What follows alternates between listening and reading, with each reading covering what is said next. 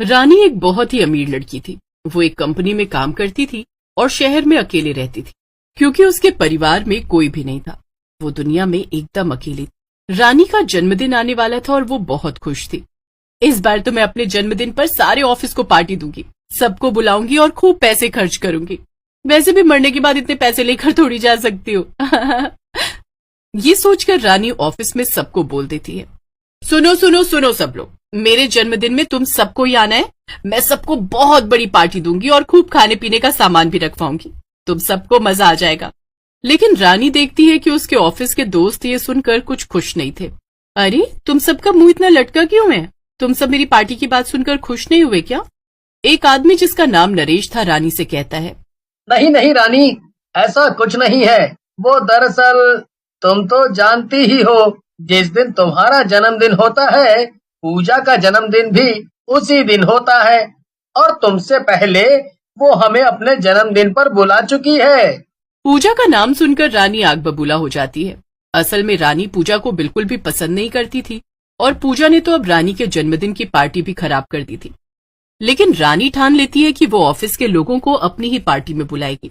अरे नहीं नहीं, तुम सब मेरे जन्मदिन की पार्टी में आना, मैंने खूब पैसे खर्च किए हैं। ये सुनकर सभी ऑफिस वाले सोच में पड़ जाते हैं। वो रानी से कह तो देते हैं कि वो उसकी पार्टी में आएंगे, लेकिन रानी के जन्मदिन के दिन वो सब पूजा की जन्मदिन की पार्टी में चले जाते हैं। उधर रानी होटल में सबका इंतजार कर रही थी। रानी ने एक बड़ा सा होटल बुक किया था और खूब पैसे खर्च करके वो वहीं पर पार्टी करने वाली थी। ओफो, कितनी देर हो गई, अभी तक कोई आया क्यों नहीं? कितनी तैयारियां करके बैठी हूं मैं, जल्दी से ये लोग आए तो मैं पार्टी शुरू करूं। रानी को बहुत गुस्सा आता है और फिर उसे ऑफिस के लोगों की बात याद आती है। अरे हाँ, आज ही तो उस पूजा का भी जन्मदिन है। कहीं ये सारे ऑफिस वाले वहीं तो नहीं नहीं नहीं, ऐसा नहीं हो सकता है। भला सबके सब वहां क्यों चले जाएंगे? रानी सोच में पड़ जाती है और फिर वो ठान लेती है कि अब वो उस पूजा के जन्मदिन की पार्टी में ही जाकर देखेगी कि वहां हो क्या रहा है। रानी पूजा के घर पहुंचती है और देखती है कि ऑफिस के सभी लोग वहां मौजूद थे और पूजा मजे से अपने जन्मदिन का केक काट रही थी। रानी को ये देखकर गुस्सा आ जाता है और वो एक कांच का ग्लास नीचे फेंक देती है और सब रानी की तरफ देखने लगते हैं। अरे रानी, तुम यहाँ?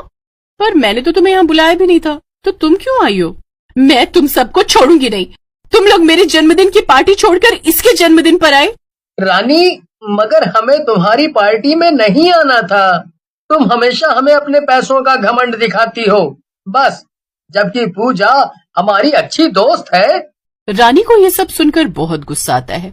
ओह, तो अब मैं समझी, तुम सब तो असल में मेरे पैसे से जलते हो। मैंने पार्टी के लिए इतना बड़ा होटल बुक किया और इतना खर्चा किया, वो छोड़कर तुम यहाँ इसके छोटे से घर में पार्टी कर रहे हो। तुम सबको तो मैं देख लूंगी। रानी गुस्से में पूजा के घर से बाहर निकल जाती है और अपने घर में वापस आ जाती है। वो अपने कमरे में जाकर बैठती है। मेरे कितने पैसे बर्बाद हो गए, ये सब उस मनहूस पूजा और ऑफिस वालों की वजह से। नहीं, अब मैं उस ऑफिस में नहीं जाऊंगी जहां मेरी इतनी बेइज्जती हुई। लेकिन मैं उन्हें वहां भी काम नहीं करने दूंगी। उन सबको ऑफिस से निकलवा दूंगी, चाहे इसके लिए मुझे अपने सारे पैसे ही क्यों न खर्च करने पड़े। पूजा गुस्से में ये सब सोच ही रही होती है कि उसे दूसरे कमरे से कुछ आवाज सुनाई देती है। ये क्या, मेरे घर में कोई और भी है क्या? ये आवाज कैसी? पूजा दूसरे कमरे में जाकर देखती है तो उसके पैरों तले जमीन खिसक जाती है। वहां पर दो चोर खड़े थे। अरे चिंटू, पकड़ इसे, इसने हमें देख लिया। हाँ, रुक मिंटू, अभी पकड़ता हूँ। चिंटू रानी को पकड़ लेता है। क्या? नहीं नहीं, छोड़ दो मुझे, छोड़ दो मुझे। तुम दोनों तो वही जाने माने चोर चिंटू मिंटू हो। हाँ हाँ, हम वही हैं। तूने तो हमें एक झटके में ही पहचान लिया लड़की। ये सुनकर रानी जोर जोर से चिल्लाने लगती है, बचाओ बचाओ, मेरे घर में चोर है। रानी को चिल्लाता हुआ देखकर मिंटू को गुस्सा आ जाता है और वो रानी को डराने के लिए चाकू निकालता है। चाकू देखते ही रानी मिंटू पर हमला कर देती है और गलती से चाकू रानी को ही लग जाता है। चिंटू मिंटू कमरे के अंदर बैग लेने जाते हैं और उधर रानी मरने के बाद एक चुड़ैल में बदल जाती है। ये क्या हो गया मेरे साथ? आज मेरा जन्मदिन था और मेरे जन्मदिन के ही दिन मेरे साथ सबने इतना बुरा किया। कोई मेरी पार्टी में नहीं आया तो किसी ने मुझे जान से ही मार दिया। लेकिन अब मैं किसी को नहीं छोड़ूंगी, एक एक को पकड़कर। अच्छा, इतने में दोनों चोर सारा सामान इकट्ठा करके वहां वापस पहुंचते हैं और चुड़ैल को देखकर डर जाते हैं। चुड़ैल चिंटू मिंटू को पकड़ लेती है। वाकई में तू तो बड़ा समझदार है। हाँ मारूंगी तो मैं तुझे जरूर, लेकिन उससे पहले तुम दोनों मेरी मदद करोगे और मेरे साथ चलोगे, समझे? क्या साथ चलेंगे? मगर कहाँ? तुम्हारे पास कोई गाड़ी है? हाँ हाँ, हमारे पास एक ऑटो है। अरे वाह, तो चलो फिर, हमें किसी का जन्मदिन बिगाड़ना है। मिंटू और चिंटू कुछ समझ नहीं पाते, लेकिन उन्हें चुड़ैल को अपने ऑटो में बिठाना पड़ता है क्योंकि उनके पास कोई और रास्ता भी तो नहीं था। देखो, इस पते पर जाना है हमें, जल्दी चलो अब। और जब हम वहाँ पहुँच जाएंगे तो वहाँ जितने भी लोग मौजूद हैं, हम उन सबको खूब परेशान करेंगे। तो चलो फिर। थोड़ी ही देर में मिंटू, चिंटू और चुड़ैल पूजा के घर के बाहर पहुंच जाते हैं। वहां अभी भी पार्टी चल रही थी और घर के अंदर से जोर जोर से गानों की आवाजें आ रही थी। चुड़ैल चिंटू मिंटू को लेकर अंदर जाती है।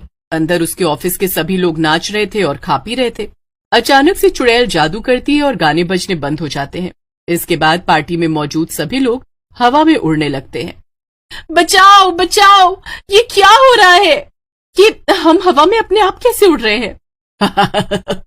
अपने आप नहीं उड़ रहे हो, मैं उड़ा रही हूँ। अचानक से चुड़ैल सबको जमीन पर गिरा देती है। आधे लोग तो चुड़ैल को देखते ही वहां से भागने की कोशिश करने लगते हैं, लेकिन चिंटू मिंटू सभी दरवाजे बंद कर देते हैं और किसी को बाहर नहीं जाने देते। अब मेरी इजाजत के बिना यहाँ से कोई बाहर नहीं जाएगा। अब मैं यहाँ मौजूद एक एक की खबर लूंगी।